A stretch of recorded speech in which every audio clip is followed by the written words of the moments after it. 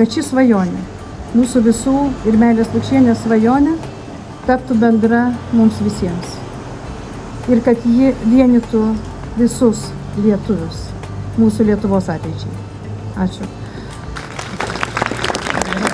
Ji buvo, ko gero, tas žmogus, kuris pralenkė epochą ir suvokė, kad kultūra yra vienas esmingiausių dalykų formuojančių jauną žmogų.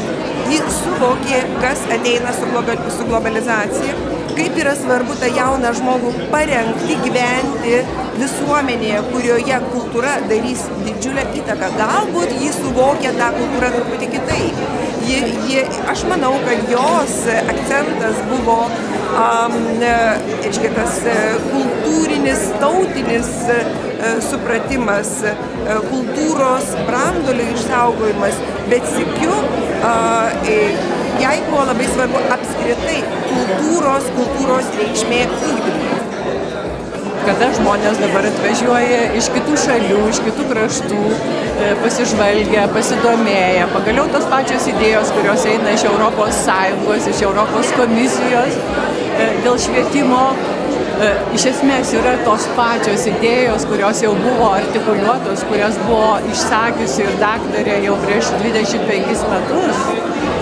Aš manau, jinai parašytų trumpai, tik nebijokite. Nebijokite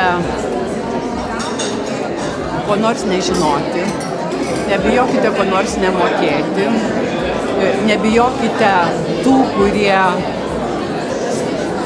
galbūt ateis ir neleis ko nors, jūs darykite, bandykite, ieškokite, klyskite, bet darykite.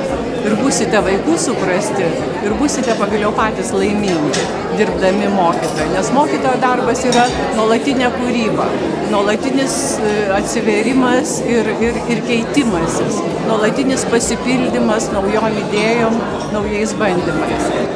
Aš džiaugiuosi, kad tokia diena yra kupina nuo tokio pakylėtumo.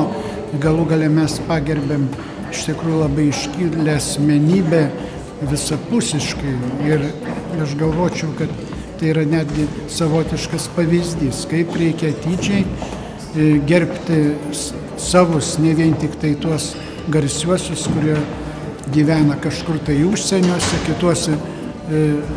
kitose šalyse. Ir niekad neužmiršti, kad mūsų terpėj buvo ir yra labai iškilių asmenybių, autoritetingų, kurie turi nekainuojamus nuopelnus Lietuvos švietimui, kultūrai, žmogaus auklėjimui.